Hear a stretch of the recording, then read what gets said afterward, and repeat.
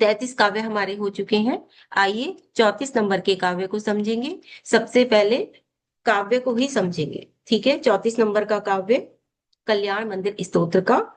हे प्रभु तेरे चरण कमल में विधिवत आते तीनों काल, प्रमुदित होकर भक्ति करते तज कर माया का जंजाल।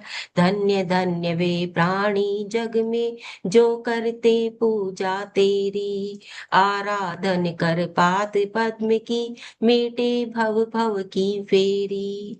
तो यहाँ पर कह रहे हैं कि हे प्रभु, हे पाशनाथ भगवान, जो आपके चरण कमल में यानी कि जो आपकी तीनों काल में, तीनों संध्या काल यानी कि सुबह दोपहर और शाम, जो तीनों समय आपकी चरण वंदना करते हैं, आपके दर्शन करते हैं, आपके पास आते हैं, और वो भी कैसे, प्रमुदित होकर, भक्ति पूर्वक, जैसे कि वो मेंढक था प्रमुदित होकर भगवान महावीर के समूह शरण में जा रहा था, उसी प्रकार जो प्रमुदित मन से भक्ति में भरकर रोम रोम के द्वारा आपके चरणों में तीनों समय वंदना करते हैं, तीनों समय आते हैं, और कैसे, तचकर माया का जंजाल, यानी कि सारे परिग्रह को छोड़कर, सारे माया मोह माया को छोड़कर, राग द्वेष को छोड़कर, इन सब झंझटों को, सांसारिक झंझटों को छोड़कर जो आपकी शरण में आते हैं, जो आपकी पूजा करते हैं, वे कैसे हैं, वे प्राणी धन्य हैं। ठीक है, वे प्राणी, क्योंकि हमें तो इतना सभी समय नहीं मिलता कि हम भगवान की भक्ति कर लें। मंदिर जाने के लिए भी हम कहते हैं अभी तो हमें मंदिर जाना है, जैसे कितना बड़ा काम हमें करना हो, है ना।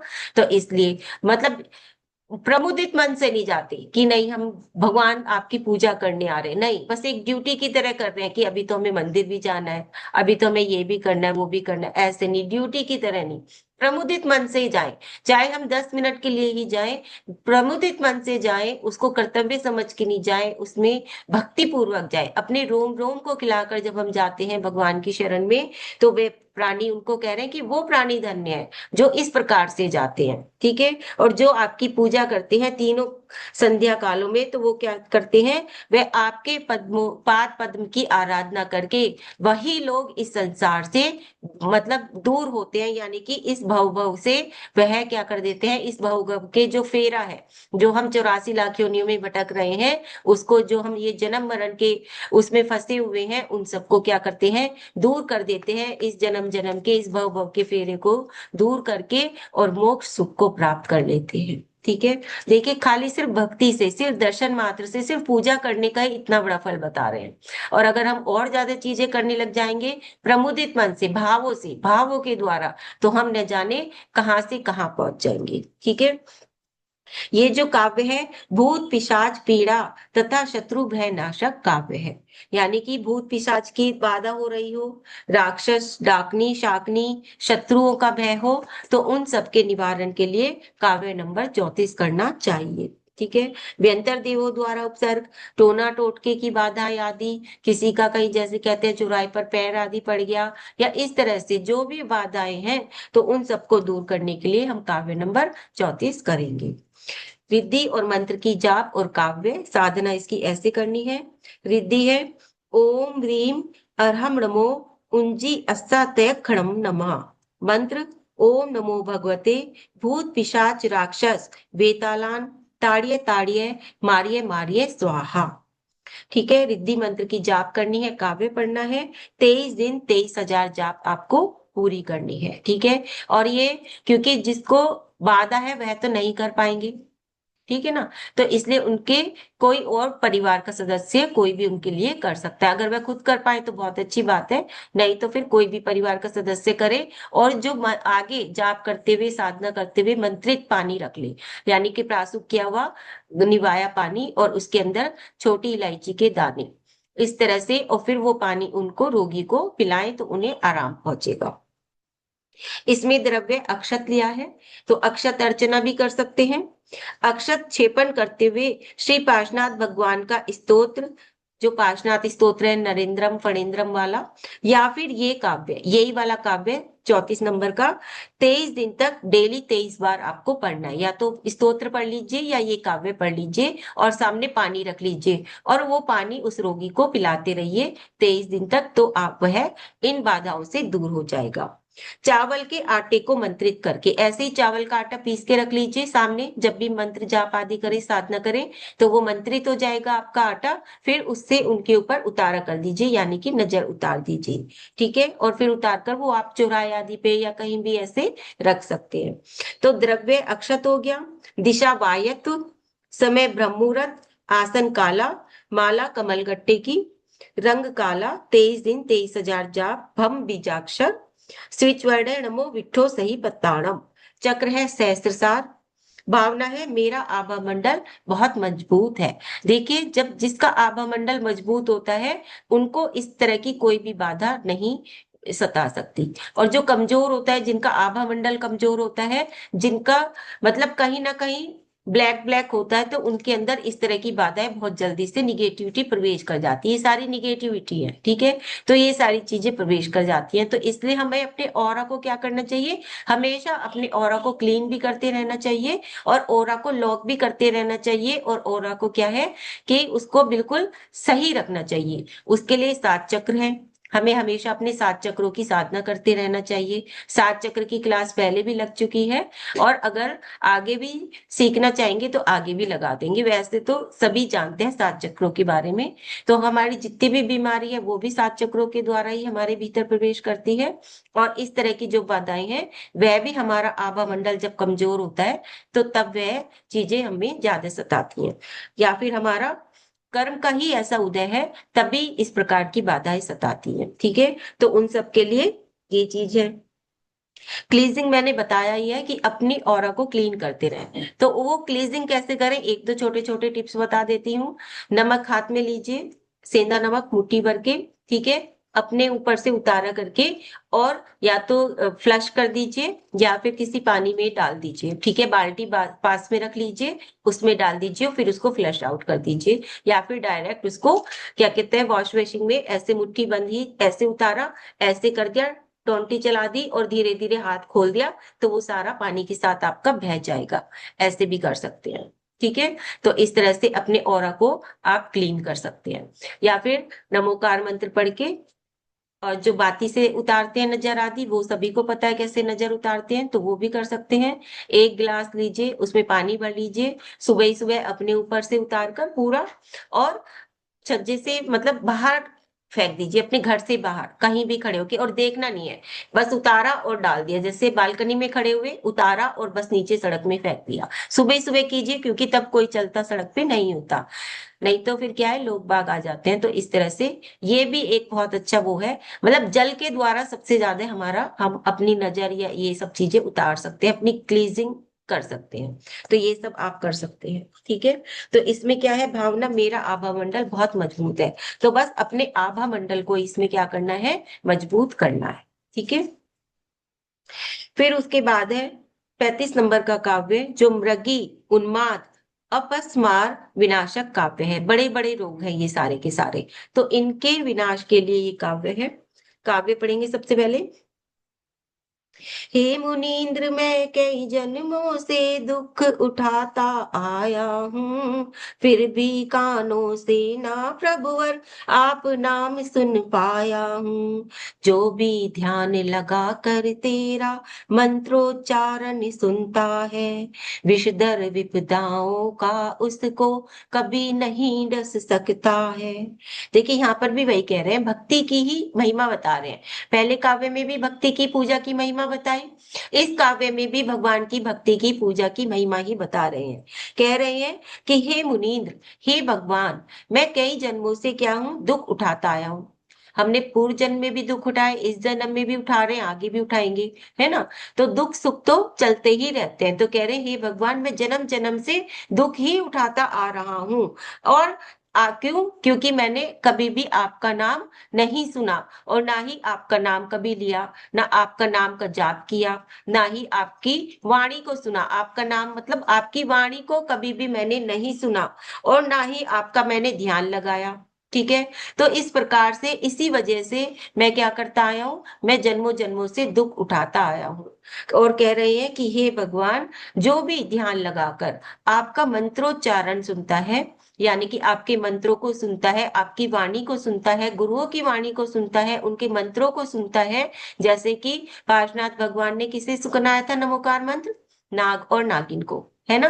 तो देखिए वो त्रियंच पर्याय से निकल के कहाँ पर पहुंच गए, देवगति के जीव बन गए, देवगति में पहुंच गए। तो यही महिमा बता रहे हैं कि जो भी आपके मंत्रोच्चारण को सुनता है, मंत्रों को सुनता है, वह क्या हो जाता है, उसको कभी भी ये विष धर, यानी कि सांप, कैसे सांप, कर्म रूपी सांप कभी भी उसको नहीं डस सकते हैं। ठीक है, यानी कि जो हमारे कर्म है वह उसको कभी भी नहीं सता सकते हैं। जो भी आपका नाम लेता है, आपके मुख वाणी को सुनता है, गुरुओं की वाणी को सुनता है, उसको कभी भी ये कर्म रूपी जो सर्प है यह कभी भी डस नहीं सकता है। तो यहाँ पर भी महिमा ही बता रहे हैं।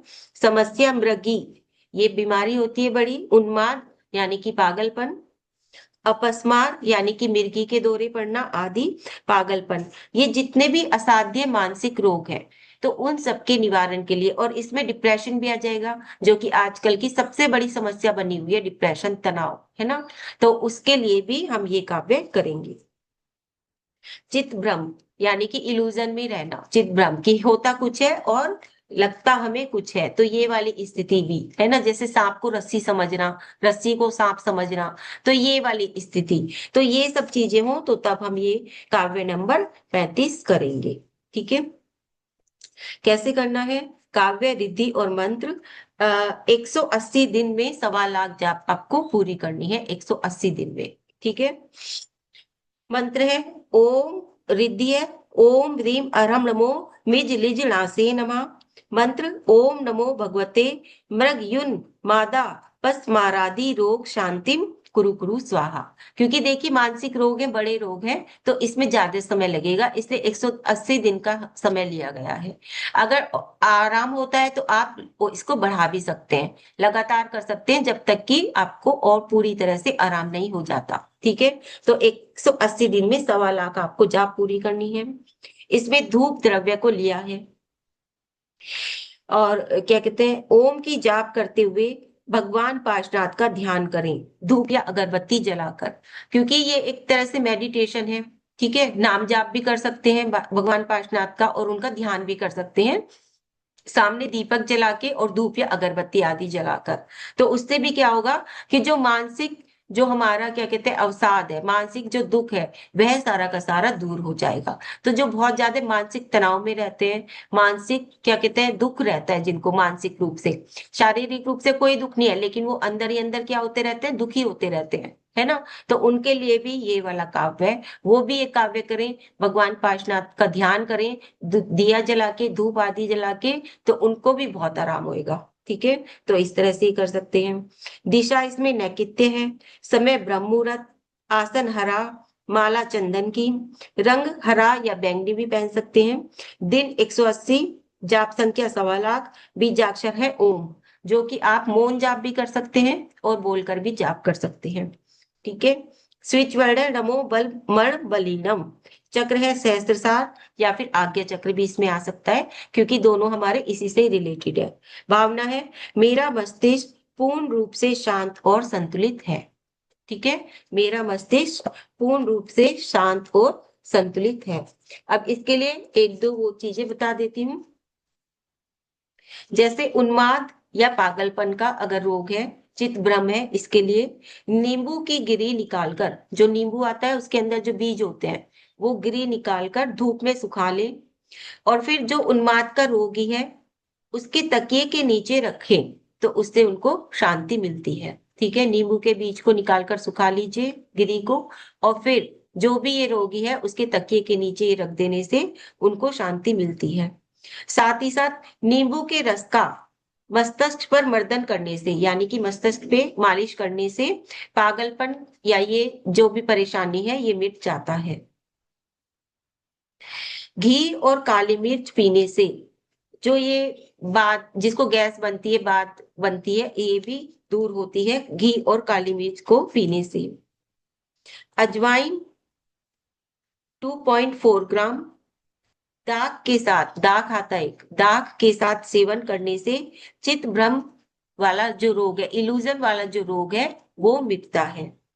ठीक है। डिप्रेशन दूर करने के लिए पीपल की लकड़ी चंदन की भांति घिसकर, पीपल की लकड़ी आराम से मिल जाएगी आपको, उसको जैसे चंदन घिसते हैं ऐसे उसको आपको घिसनी है, सिलबट्टे पर घिस लीजिए। रात्रि में मस्तक पर लगा लीजिए सोने से पहले। ठीक है, जैसे टीका लगाते हैं ऐसे लगा लीजिए। तो इससे जो डिप्रेशन है वो दूर होता है। ठीक है, डिप्रेशन इससे खत्म होता है। मृगी जिसको होते हैं मृगी रोग, मृगी रोग के लिए राई को पीसकर सूंघने से मृगी का वेग दूर होता है।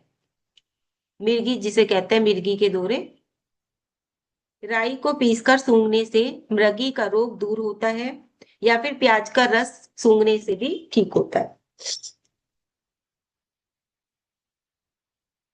21 जायफल की माला पहने रहने से यानी भी मृगी रोग में फायदा होता है। 21 जायफल की माला बना लीजिए, और जिनको भी ये रोग है मृगी का या मिर्गी के दौरे जिनको पड़ते हैं उनके गले में ये पहना दीजिए, तो उससे भी उनको आराम होता है।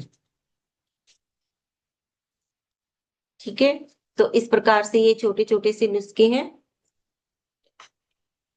एक जो मैंने अभी पीछे वाला काव्य बताया था भूत पिशाच आदि वाला, उसके लिए भी एक रेमेडी लिख लीजिए जो मैंने लिखी थी, मैं बताना भूल गई।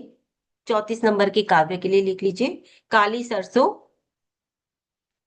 नीम के पत्ते। ये मैं नहीं बता रही हूँ, तो जो पुराने लोग हैं वो भी लिख लीजिए। काली सरसों, नीम के पत्ते, गूगल, इनको पीसकर कंडे पर रखकर, कंडे जो उपले होते हैं डालकर धुनी दें शाम के समय घर में। ठीक है, किस किस को? काली सरसों, नीम के पत्ते और गूगल, इनको पीस कर रख लें, और शाम के समय गूगल पर कंडे पर क्या कर दें, धुनी दें, कंडे को जलाकर। ठीक है, तो उससे क्या होगा, उससे जो घर की नकारात्मक ऊर्जा है वह सारी दूर होगी, और इस प्रकार की जो भी परेशानी है वो आपकी दूर हो जाएगी। ठीक है। साथ ही रात को सोने से पहले घर में कपूर और 2 लौंग, एक कपूर और 2 लौंग, वो भी आप जला सकते हैं देसी घी के दिए के अंदर। देसी घी का दिया जलाइए, उसके अंदर कपूर डालिए और उसमें 2 लौंग डाल दीजिए, तो उससे भी ये सारी जो परेशानी है ये दूर होती है। ठीक है, तो इस तरह से हमारे 33 और 34, 34 और 35 ये 2 काव्य हो जाते हैं। उसके बाद आता है हमारा 36 नंबर का काव्य, जो कि बहुत इंपॉर्टेंट काव्य है। 36 नंबर का काव्य काल सर्प दोष निवारण के लिए काव्य है। अब काल सर्प दोष सभी जानते हैं कि हमारे जैन धर्म में काल सर्प दोष के निवारण के लिए भगवान पार्शनाथ की पूजा की जाती है। कल्याण मंदिर स्तोत्र ही पढ़ा जाता है उसके लिए। ठीक है, और साथ ही साथ इसी के ही व्रत भी किए जाते हैं, और इसका विधान भी किया जाता है। तो काल सर्पदोष के निवारण के लिए हमारा ये 36 नंबर का काव्य है स्पेशल रूप से। वैसे तो पूरा का पूरा कल्याण मंदिर स्तोत्र ही है, लेकिन ये 36 नंबर का काव्य इसमें विशेष रूप से है। ठीक है, तो आइए इस काव्य को सबसे पहले पढ़ेंगे। हे नाथ आपके चरण युगल में कई जन्मों से ना आया, मन वांछित फल देने वाले ना तेरी पूजा कर पाया। इसीलिए जगती प्राणी मम हे भेदी करते अपमान, हे मुनीश तेरे सम्मुख में पा जाऊं फिर से सम्मान। कह रहे हैं कि हे प्रभु, आपके चरण युगल में मैं कई कई जन्मों से नहीं आया हूं। ठीक है, मैं आया ही नहीं आपके पास, आपके मैंने दर्शन ही नहीं किए कभी भी। ठीक है, और हे मनवांचित फल देने वाले पार्शनाथ भगवान, मैं आपके चरणों की पूजा भी नहीं कर पाया। ना तो मैं आया आपके दर्शन करने, ना ही मैंने आपकी पूजा करी। या फिर ये भी लगा लीजिए कि मैं आया तो बहुत बार हूँ, पूजा भी बहुत बार की है, लेकिन वो जो मन से करनी चाहिए, मन से जो दर्शन करने चाहिए, भावों के साथ जो दर्शन करने चाहिए, भावों के साथ जो पूजा करनी चाहिए, वो मैंने आपकी कभी नहीं की।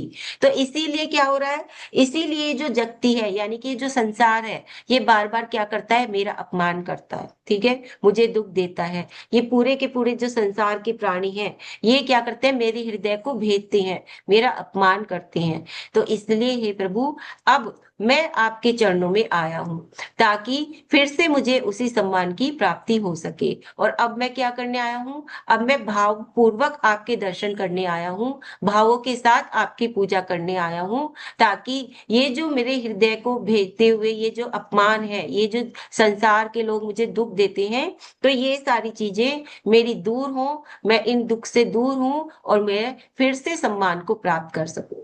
देखिए, कौन सम्मान नहीं चाहता, कोई हर प्राणी सम्मान चाहता है, चाहे वह जीव जंतु हो, तिर्यंच हो, वो भी सम्मान चाहते हैं। आप उन्हें पुचकारे तो देखो कैसे आपके पास आते हैं, और जरा सा आप उनको एकदम से कड़ा होके बोल दें या कुछ भी, तो वो भी क्या हो जाते हैं, आपसे दूर हो जाते हैं ना, डर जाते हैं, दूर हो जाते हैं।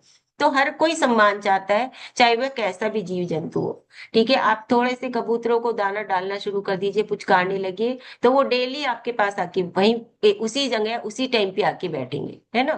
तो इस तरह से होता है। तो हर प्राणी चाहता है कि उनको सम्मान की प्राप्ति हो। ठीक है, तो इस तरह से यहाँ पे ये काव्य है, 36 नंबर का काव्य, जिससे कह रहे हैं कि हे प्रभु, मैंने बहुत से पाप कर्म किए हैं, जिनके कारण ही आज मैं क्या कर रहा हूँ, अपने सम्मान को खो चुका हूँ। हर कोई मेरा अपमान करता है, और अब मैं आपकी शरण में आया हूँ, ताकि मुझे फिर से उसी सम्मान की प्राप्ति हो। ठीक है, तो इसलिए अपने सम्मान को पाने के लिए 36 नंबर का काव्य।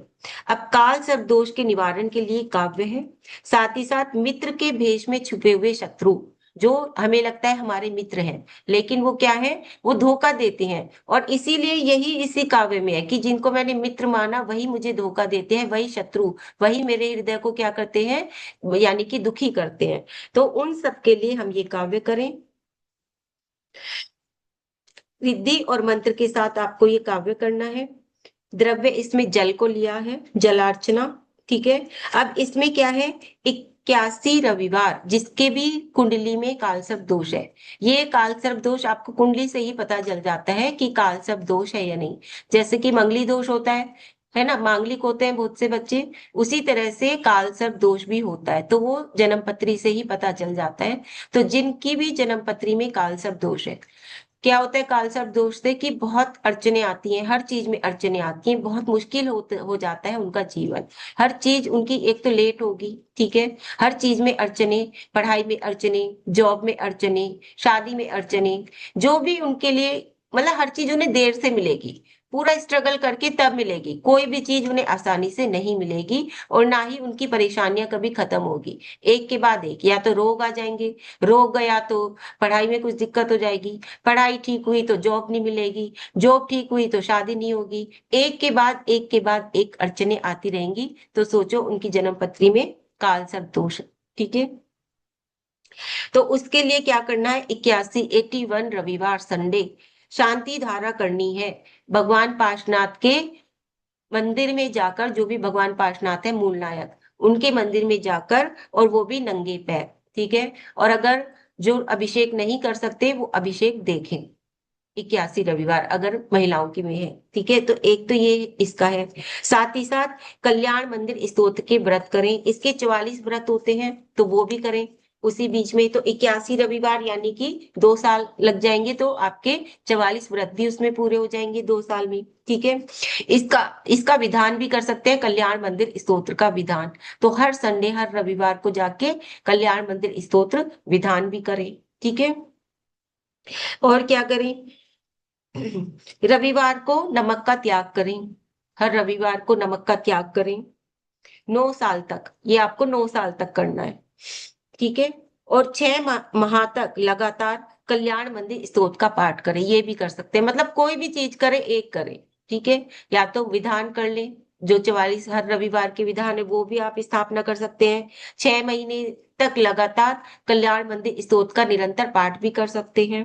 ठीक है, 21 दिन तक लगातार कल्याण मंदिर स्तोत्र का विधान भी कर सकते हैं। अगर व्रत नहीं कर पा रहे हैं तो डेली विधान करके आ जाए, 23 दिन तक, 21 दिन तक, या 44 दिन तक, तो वो भी कर सकते हैं।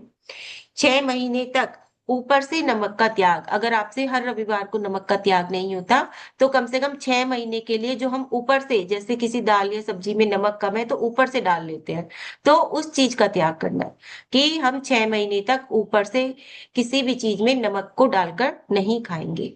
ठीक है, तो ये भी कर सकते हैं। तो जितना हो सके उतना करें, ताकि हमारा जो वो निगेटिव प्रभाव है काल सर्प दोष का, वह क्या हो जाए, धीरे धीरे वह खत्म हो जाए, और फिर जितनी भी अड़चने हैं वह सारी की सारी दूर हो जाए। वैसे 12 प्रकार का काल सर्प दोष होता है। अगर जो भी ये जानना चाहते हैं तो पहली की क्लास में बताया हुआ है, उसकी रिकॉर्डिंग यूट्यूब चैनल पे पड़ी हुई है। सारे प्रकार के जितने भी प्रकार के काल सर्प दोष है, 12 प्रकार के, उन सब के बारे में भी बताया है, कैसे देखते हैं वो भी बताया है, और हर काल सर्प दोष के लिए अलग अलग रेमेडी है वो भी बताई गई है। तो वो जितनी भी वीडियोस हैं वो सारी उस पर पड़ी हुई है, तो आप वहां पर देख सकते हैं। ठीक है, तो इस तरह से ये हो गया हमारा 36 नंबर का काव्य काल सर्प दोष निवारण के लिए। द्रव्य इसमें जल लिया है, दिशा ईशान, समय ब्रह्म मुहूर्त, आसन हरा, माला हरी की माला, रंग हरा, दिन 7 या फिर 23 या फिर जितने भी बताए हैं रेमेडी के वो, और जाप संख्या 7000, बीजाक्षर है प्रोम जो कि अशुभ कर्म के शांति हेतु है, स्विच वर्ड है नमो वची बलिनम, चक्र है सातों, इसमें सातों चक्र आ जाएंगे मूलाधार से लेके सहस्त्रधार तक। भावना है मैं सभी दोषों से रहित हूं, क्योंकि इसमें दोष ही दोष होते हैं। जब काल सर्प दोष बनता है तो दोष ही दोष लग जाते हैं हमारी कुंडली में, तो इसलिए उन दोषों को दूर करने के लिए, और देखिए ये हमारे पूर्व जन्म के कर्म ही होते हैं, न जाने हमने कितने खोटे कर्म किए हैं पूर्व जन्म में, जिसका अब हमें क्या करना है, भुगतान करना है इस जीवन में। ठीक है, तो अब तो जाग जाओ, जिसके भी उसमें काल सर्प दोष है उनको जगा दो कि अब तो अपने अपने सारे दोषों को दूर कर लो, ताकि आगे आने वाला जीवन सुधर सके। तो इसके लिए यह सारी सारी चीजें जो भी मैंने बताई है, जितना हो सके उतना करने का प्रयास करें, ताकि सभी दोषों से मुक्त हो जाए, और हमेशा ये भावना बांधते रहे कि मैं सभी दोषों से मुक्त हूँ। ठीक है, तो इस प्रकार से आज हमारे ये 3 काव्य और हो गए, 33, 34, 35 और 36।